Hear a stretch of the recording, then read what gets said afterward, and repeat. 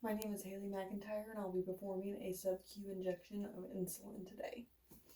First thing I'm going to do is assess my patient's health status for the glucose level, NPO status, and check for nausea. I'm going to be verifying the provider's orders against the MAR.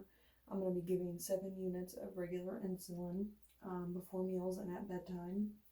I'm going to assemble my equipment, which is going to be my insulin, my needle, my gloves.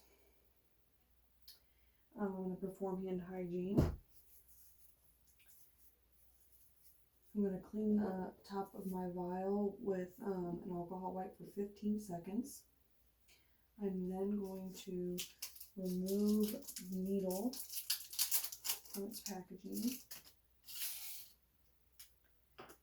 Nope, I'm going to keep the cap on there actually. And then I'm going to draw up 7 units of air.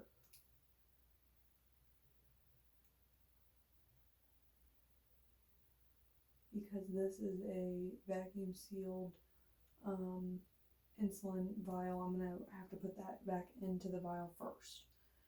So I'm going to, oh no, I do remove the needle, I'm sorry, I do remove the needle and draw up 7 units. Let me do that again. Units. And then I'm going to leave this vial flat on the surface and put it in here and then inject that air. And I'm going to invert the vial, and I'm going to take out the 7 units that was prescribed. I'm going to push that back in to ensure I don't have any air bubbles. I'm going to draw up 7 units, making sure I have no air bubbles. And then I'm going to have another nurse check my order. Or check up my how much is in there. I will then take this out, put the cap back on, and I will label this with a label with the medication, which is regular insulin, and the dosage, which is 7 units. I'm going to then verify the dosage against the MAR again. I'm going to enter the patient's room, and I'm going to provide the patient with privacy. I'm going to identify my patient by the medical record number on their wristband. I am also going to ask them for a second verifier of a date of birth or last name.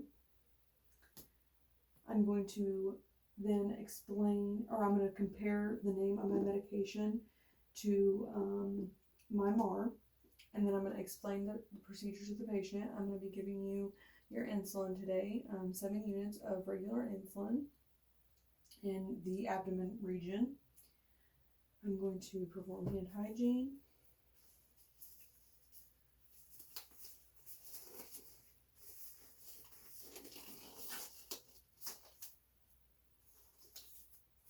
Put on clean gloves. I'm going to locate the injection site, which is going to be the abdomen below the umbilical line. What I'm going to do is take 2 finger widths below the umbilical, and then I would pinch the skin. And I'm going to take an alcohol wipe, and I'm going to clean in a bullseye fashion from the inside to the out. I'm then going to, this is going to be removed here. I'm going to hold it like a dart. I'm going to do big stick. Slowly insert the medication.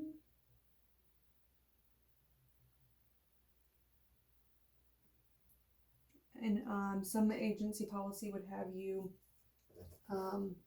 hold it for 5 to 10 seconds. I'm then going to put an alcohol wipe over it just to make sure there's no blood. And then I'm going to, for my safety guard, I'm going to bring this up. I'm going to take my other hand and twist for a click, and it clicked. And then I would dispose of this into the sharps container. I would then remove my gloves and clean up my mess, cover my patient back up. I would document medication, dose, route, injection site, teaching and response to learning, and tolerance. In half an hour, I would check back up on my patient. Other injection sites include the fat pads on the back of the arm, the flank or the love handles, and the top surface of the thigh.